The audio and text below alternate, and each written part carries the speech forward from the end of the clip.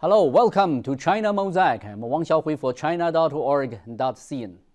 Despite the announcement by the Chinese Ministry of Commerce that China would not be the one to fire the first shot, a trade war has still broken out.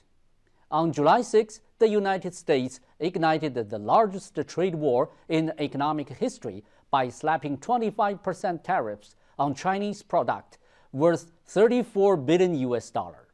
These tariffs stand in violation of the rules of the World Trade Organization. In response to the U.S. action, the Ministry of Commerce of China has said that China must take necessary countermeasures to safeguard national interests.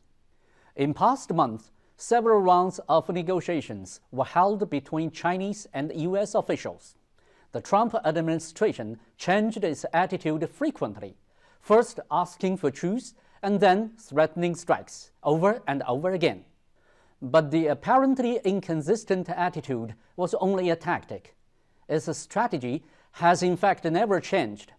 It is determined to use a trade war and any other approach it can to impede China's progress. If we look back over the past decades, we will draw a clearer picture of the situation. The hostility towards China by some American politicians comes from distinct differences in social systems and has profound historical roots.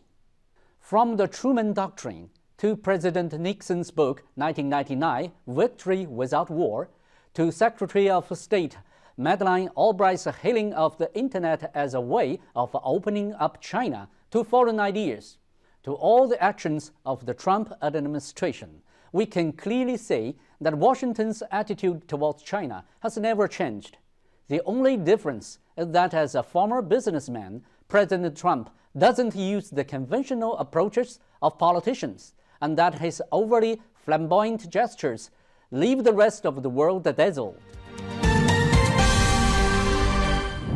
In our previous programs, we have discussed the nature of the trade conflict between China and the United States, a long-term problem caused by the respective economic structures of the two countries. Trade conflicts between China and the United States were nothing exceptional in the past. It is impossible to solve the problem in the short term, and Washington's threat or extortion of China will lead nowhere. This year marks the 40th anniversary of China's reform and opening up. China is now at a crucial stage of improving its economic structure as well as its trade and investment environment by strengthening its economic and trade cooperation with the European Union, Japan, the Republic of Korea, the Association of Southeast Asian Nations, and Africa. And with the advancement of the Belt and Road Initiative, China has intensified its economic, trade, and cultural cooperation with countries along the B&R roads as well. The close ties between China and these countries and regions will help offset to the utmost extent the negative effects of the trade war launched by the U.S.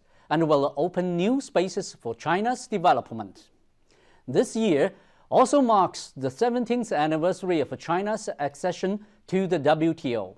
China has faithfully fulfilled its commitment since joining the organization in 2001. China recently unveiled a new negative list for foreign investment, cutting automobile import tariffs and loosening restrictions on foreign investment in sectors including banking, heavy industry, and agriculture. While the U.S. is closing its door to the world, China is accelerating the opening up of its markets. In the face of a provocation from the U.S., China had the ability and the perseverance to handle a protracted war, and nothing can shake its resolve and efforts to safeguard free trade and multilateralism. Thank you for watching.